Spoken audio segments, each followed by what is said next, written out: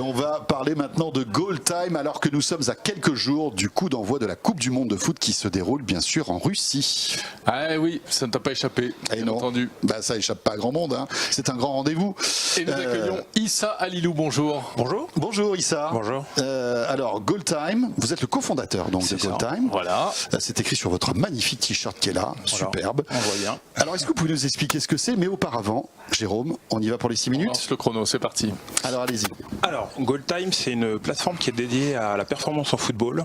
Le premier produit en fait qu'on a développé, c'est ce petit capteur qui permet de collecter des données sur les joueurs en temps réel, tout type de joueurs. Il n'y a pas besoin d'être professionnel. Alors ça se met où? Ça se porte où ça? Alors ça se porte autour de la cheville. Donc on a conçu un textile qui est un peu la même chose que les textiles que portent déjà les joueurs, notamment par rapport au protège tibia. Donc on met ça autour de la chaussette, en quelque sorte. Autour de la cheville, on met le protège tibia par-dessus et ensuite on met la chaussette par-dessus. Donc c'est invisible.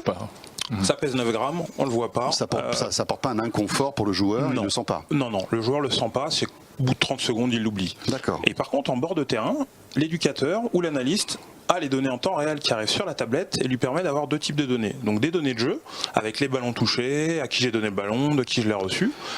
Générer les réseaux de passes, donc on va savoir comment l'équipe a été connectée sur le terrain.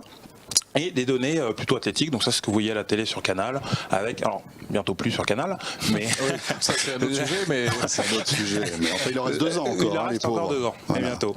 La distance parcourue, à quelles allures, les accélérations, voilà, donc toute une dimension plutôt athlétique. Et donc à la fin du match, un rapport est automatiquement généré, donc le coach n'a rien à faire, tout est automatique, et lui permet d'avoir toutes les données sur le match. Alors ça s'adresse à qui votre solution? C'est pour le grand public? Alors, on va appeler ça grand public, alors c'est vraiment les entraîneurs, en tout cas ce premier produit est vraiment dédié aux entraîneurs et aux joueurs. Alors les entraîneurs, pourquoi? Alors quel type d'entraîneur? On cible tout ce qui va être semi-pro et amateur, donc ça va aller du National 1, National 2, National 3 à des clubs de district, même si on travaille avec aujourd'hui un club, enfin plusieurs clubs professionnels, mais un club qui monte en Ligue 1 la saison prochaine qui est le Nîmes Olympique, donc on travaille avec le groupe professionnel, mais vraiment notre cible, c'est vraiment les clubs amateurs et semi-pro. Parce que ça n'existe pas déjà, ce type de capteur pour les super pros? Alors, pour les super pros, comme vous les appelez, voilà. Il y a déjà des capteurs. Vous allez démocratiser le système. C'est ça. Ça permet à... Parce que la problématique, c'est que les éducateurs, même sur des clubs de niveau national ou amateur, comme on les appelle, ils vont avoir les mêmes problématiques qu'un Guardiola, un Mourinho. Alors, il ne va pas y avoir les caméras, il ne va pas y avoir tout ce genre de choses, mais c'est la même chose. On a le même nombre de séances, on a les mêmes joueurs, on a les mêmes problèmes, et on essaye de gagner le dimanche. Bien sûr, voilà. Et d'améliorer en fait l'équipe, quoi. Exactement.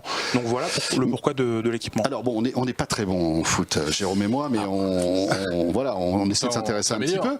Quel type de données, qu'est-ce qui se passe à la fin d'un match? Quel type de données va récupérer l'entraîneur? Et qu'est-ce qui va lui dire? Bah voilà, il a fait un bon match. Est-ce qu'on montre du doigt les joueurs avec ce type de système? Est-ce que c'est finalement l'objectif? Je sais pas, je dis peut-être des bêtises. Hein, Alors l'objectif, c'est clairement pas ça. c'est clairement pas de mettre à l'index tel ou tel joueur. Mais on peut le voir, si un joueur a été moins bon, on va le voir, parce qu'on va voir son activité, non? Alors on va voir son activité, mais son activité, elle dépend du contexte.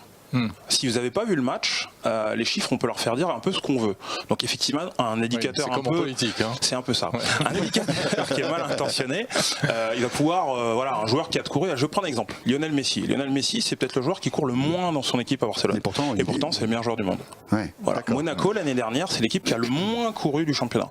Et pourtant, c'est l'équipe qui a été championne de France.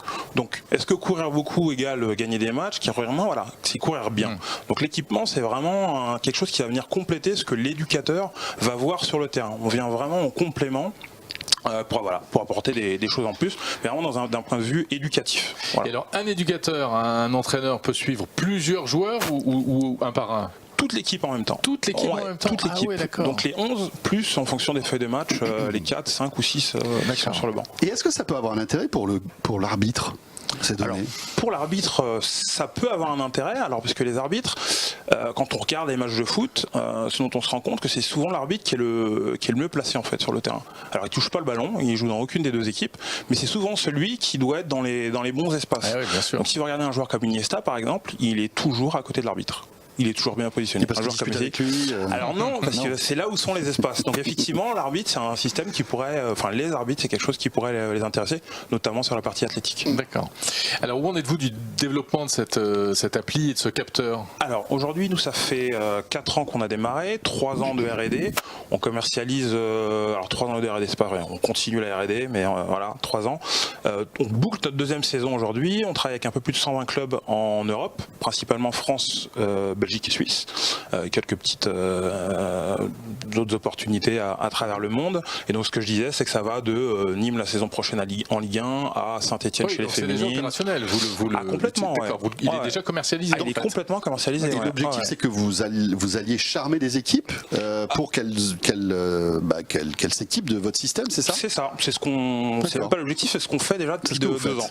Et ça coûte combien pour une équipe, d'équiper tous les joueurs? Alors aujourd'hui, il faut compter entre 2500 et 3000 euros pour pouvoir équiper une équipe à la fois, mais on peut l'utiliser avec toutes les équipes du club. C'est vraiment un outil fait pour tout le monde. Tout compris, les capteurs, la petite tablette et tout ça. C'est ça. Et un abonnement qui est compris dans ce prix-là. Parce qu'un abonnement après, qui est quoi, annuel, c'est ça? Qui est annuel, pour chaque saison, ça, en quelque sorte. Ouais. Et qui coûte combien l'abonnement? Qui est de l'ordre. Alors si on est éducateur, qui est de l'ordre de 200 €, si on est un club qui est de l'ordre de 799 €. Eh bien voilà, pas mal du tout. Ah ouais, très intéressant. Ça rejoint un peu tous les capteurs qu'on voit dans de plus en plus de sports. Oui, tout à fait. C'est comme le tennis, le golf, etc. C'est ça. Tous les sports sont monitorés aujourd'hui. Tous les sports sont monitorés, ouais. On essaye d'apporter des choses en plus à la pratique de l'activité. Ouais. Vous ne serez pas sur la Coupe du Monde? On aurait bien aimé. On va simplement la regarder. Parfait. Merci beaucoup Issa. Merci à vous. Plein de bonnes choses donc pour Goal Time. Rappelons que vous en êtes le cofondateur.